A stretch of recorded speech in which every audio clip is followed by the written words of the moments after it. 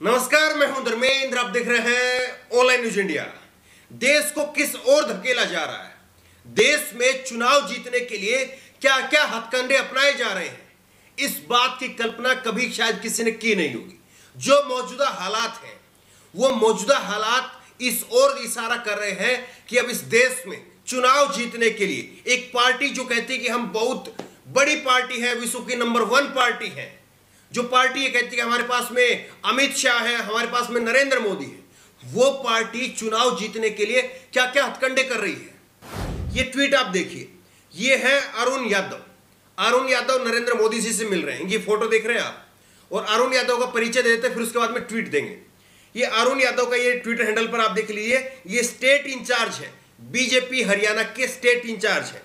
सबसे बड़ी बात यह है कि किस तरह से देश को हिंदू मुसलमान के रूप में बांटा जा रहा है। ये ट्वीट आप देखिए अरुण यादव का। अरुण यादव ने ट्वीट करते हुए क्या लिखा, सारे खान मिलकर हमारे हीरो से मुकाबला नहीं कर सकते, सुपर हीरो नीरज चोपड़ा। सारे खान मिलकर हमारे हीरो से मुकाबला नहीं कर सकते, सुपर हीरो नीरज चोपड़ा। आप ये बताइए कि अगर ये मेडल, गोल्ड मेडल, अगर किसी आमिर खान ने, अगर कोई और खान ने जीता होता तो क्या ये लोग उसको अपना नहीं मानते। और सबसे बड़ी बात यह है कि मेडल में भी आपने खान हिंदू मुसलमान घुसा दिया। ये देश को किस ओर आप लेकर के जा रहे हैं।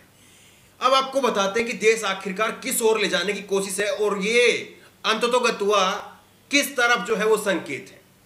उत्तर प्रदेश का चुनाव आ रहा है, और उत्तर प्रदेश के चुनाव के लिए क्या बीजेपी का वाकई यही प्लान है कि पूरी तरह से माहौल को हिंदू मुसलमान कर दिया जाए, और उस हिंदू मुसलमान में लोगों को कुछ सुनाई ना दे।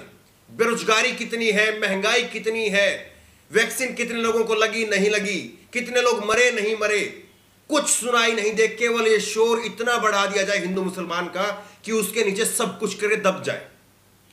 ये आप देखिए किस तरह से जो है दिल्ली के अंदर हजारों की तादाद में लोग इकट्ठा होते हैं, और लोग इकट्ठा होकर के नारे लगाते हैं, मुल्ले काटे जाएंगे, अल्लाह काटा जाएगा, ये तक नारे लगते हैं। और दिल्ली पुलिस कह देती है कि हमने अज्ञात के खिलाफ एफआईआर कर ली है, अज्ञात के खिलाफ एफआईआर कर लिया। उसके अंदर ना केवल नारे जो है वो कहे गए हैं, ये पोस्टर आप देखिए, इस्लाम का विनाश होगा, ये इस तरह के पोस्टर जो है वो बांटे गए हैं। आतंक की वजह से इस्लाम विनाश के कगार पर है, इस तरह के पोस्टर जो है। और सबसे हैरानी की बात यह है कि इस तरह के पोस्टर न केवल वहां पर मौजूद तमाम लोगों के हाथ में थे, बल्कि छोटे छोटे बच्चों के हाथ में यह पोस्टर है, इस्लाम का विनाश, और इसमें बाकायदा नीचे नंबर तक दिया हुआ है। बताइए इसको क्या कहेंगे आप, किसके जो है ये, किसका क्या है। और सबसे बड़ी बात यह, सबसे हैरानगी की बात यह है कि भीड़ को ऐसा उन्मादी बना दिया गया है कि वो भीड़ अपने रोजगार के लिए सवाल नहीं पूछती है। क्या उनके बच्चे बेरोजगार नहीं है? क्या उनको पेट्रोल 30 रुपए मिल रहा है? सोचिए इस बात को, क्या उनका सिलेंडर 300 रुपए मिल रहा है? उनको भी उतना ही सब कुछ महंगाई और सब कुछ हो रहा है, लेकिन उनको केवल ये दिखा दिया गया है कि इस्लाम का विनाश करना है, कि इस्लाम, ये हिंदुस्तान, ये पाकिस्तान, ये हिंदू, ये मुसलमान, ये कब तक जो है ये चलाएंगे, कब तक अपनी राजनीति रोटियां सेकेंगे। और सबसे बड़ी बात यह है कि इस भीड़ में, इस उन्माद में जो शामिल नहीं होगा वो मारा जाएगा। ये लाइन बिल्कुल साफ खींच दी गई है। एक तरफ वो पत्रकार हैं जिन्होंने, ये तस्वीर आप देखिए, हालांकि ये तस्वीर जो है वो मॉर्फ की हुई है, लेकिन ये संकेत है। ये तस्वीर आप देखिए जिसमें अमीश देवगन है, सुरेश चौहान के हैं, अमन चोपड़ा, सुधीर चौधरी, और उसके बाद में दीपक चौरसिया और तमाम लोग हैं, सुशांत है। ये तस्वीर आप देखिए, इन लोगों ने एक उन्मादी चेहरा बना दिया है, एक उन्माद के रूप में जो है वो सबको खड़ा कर दिया है, एक उन्माद में धकेल दिया है। और सबसे बड़ी बात यह है कि और स्क्रीनशॉट आप देखिए, अंजना ओम कश्यप कहती है देश का सबसे बड़ा चैनल है, सबसे बड़ी एंकर है, और क्या शो कर रही हैं, एक तरफ ओवैसी को खड़ा कर दिया और एक तरफ बीजेपी के मंत्री को खड़ा कर दिया, और सीधे सीधे दो धर्म के निशान को तराजू में तोल दिया। एक तरफ वो धर्म है, एक तरफ वो धर्म। खुला खेल हो रहा है उत्तर प्रदेश में, खुला खेल। क्या यही एकमात्र प्लान है बीजेपी के पास में? और जो लोग सच्चाई से खबर दिखाते हैं, जो लोग ग्राउंड पर जाकर के रिपोर्ट करते हैं, उनके साथ में आप क्या करते हैं? उनके साथ में आप किस तरह से उनको मारते हैं, वो आपको दिखाएंगे, लेकिन उससे पहले एक और आप देख लीजिए, ये स्क्रीनशॉट आप देख लीजिए। 3 दशक पहले पाकिस्तान को मिला था मेडल, भारत ने रचा इतिहास, टोक्यो में भारत को 7 पदक मिले। तो इस तरह से केवल पाकिस्तान को नहीं मिला है, हमको मिल गया है, केवल इस बात से खुश हैं। अरे भैया, पाकिस्तान के साथ में क्यों हमको तुलना करके छोटा कर रहे हैं? ये बात सैकड़ों बार हम लोग दोहरा चुके हैं, लेकिन इनको केवल पाकिस्तान दिखाई देता है। अब आते हैं उस खबर पर कि किस तरह से ग्राउंड पर रिपोर्ट करने वाले अतुल प्रीतम है, नेशनल दस्तक के रिपोर्टर हैं, और उनको घेर करके भीड़ जो है वो मारने के लिए उतावली हो जाती है कि जय श्री राम कहो नहीं तो मार देंगे। उस भीड़ को आप देखिए एक बार, और गौर से इन चेहरों को देखिए। ये वो चेहरे हैं जो आपके अड़ोस पड़ोस में रहते होंगे, ये वो चेहरे हैं जिनको व्हाट्सएप से ऐसा जहरीला बना दिया गया है। देखिए वीडियो आप।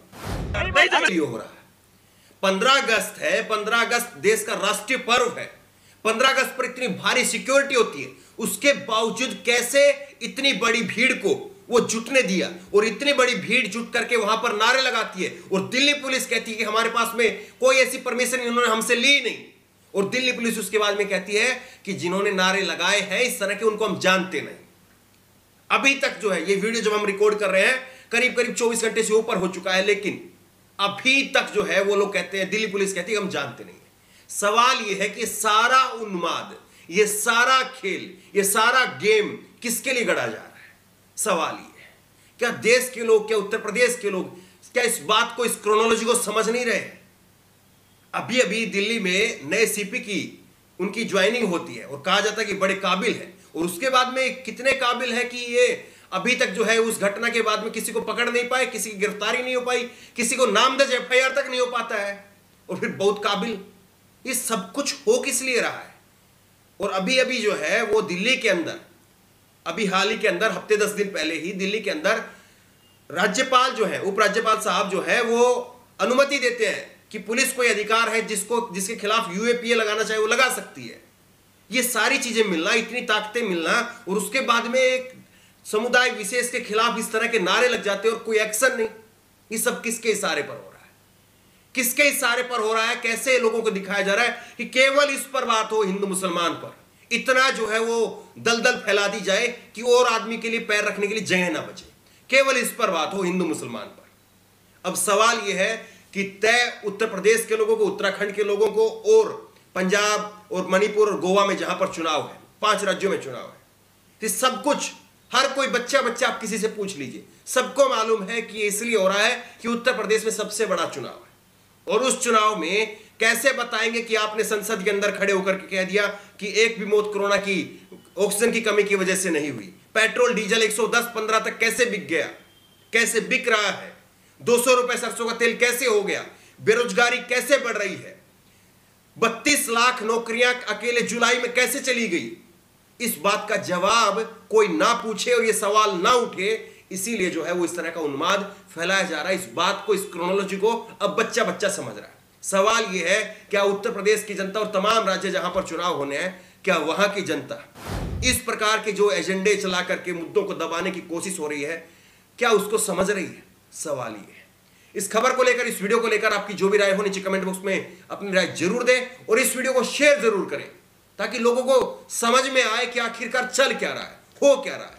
धन्यवाद। इस खबर को अभी लाइक करें, शेयर करें, अभी चैनल को सब्सक्राइब करें और घंटी जरूर